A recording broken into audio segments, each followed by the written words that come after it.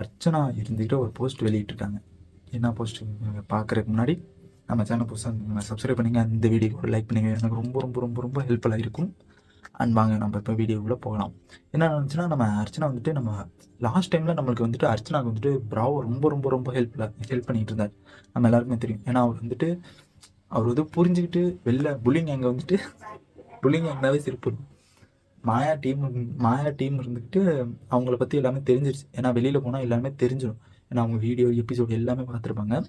அந்த மாதிரி ஒரு இது தான் நடந்துருந்துச்சு. அண்ட் அவங்க வந்துட்டு ஃபஸ்ட்டாக அர்ச்சனா இதில் நம்ம ப்ராவோ அவங்க ஃபோட்டோ தான் போட்டிருந்தாங்க. ஏன்னா அவங்க தான் லாஸ்ட் டைம் ரொம்ப ஹெல்ப்ஃபுல்லாக இருந்தாங்க.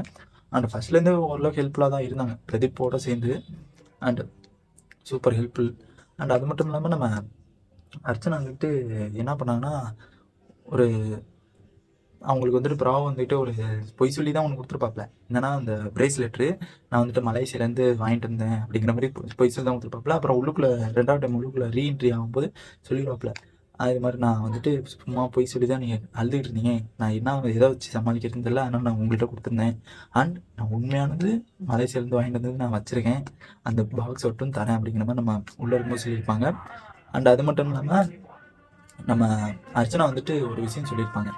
என்னென்னா, நான் வந்துட்டு ரொம்ப இங்கே இருக்கிறதுக்கு ரொம்ப க்ரையாக இருந்தேன், நான் வெளில போகிறதுக்கே முடிவு எடுத்துட்டேன் அப்படிங்கிற மாதிரி சொல்லுவாங்க. நம்ம அட்வைஸ் பண்ணிவிட்டு நம்ம ப்ராவோ தான் ரொம்ப ஹெல்ப்ஃபுல்லாக இருந்தவர் லாஸ்ட் டைமில். அண்ட் அவர் கூட தான் ஃபஸ்ட்டு செல்ஃபி எடுத்திருக்காரு நம்ம அர்ச்சனா. சூப்பர், வேறு லெவல். எனக்கு என்னை பொறுத்தவரைக்கும் சந்தோஷம். உங்களுக்கு ப்ராவோ பிடிக்கும்னா கமெண்ட் பாக்ஸில் கமெண்ட் பண்ணுங்கள். பிடிக்கலன்னா அவர் எதனால் பிடிக்கல அப்படிங்கிறதையும் கமெண்ட் பாக்ஸில் கமெண்ட் பண்ணுங்கள். அண்டு எனக்கெல்லாம் ரொம்ப பிடிக்கும்பா. ஏன்னா அவர் நம்ம வந்துட்டு பேட்டியில் அந்த ப்ராவோ பிக் பாஸ் கிராண்ட் ஃபைனல்லே அவங்க மூஞ்ச உடச்சிப்பாங்க. பிரதீப்பை பற்றி பேசியிருப்பாங்க.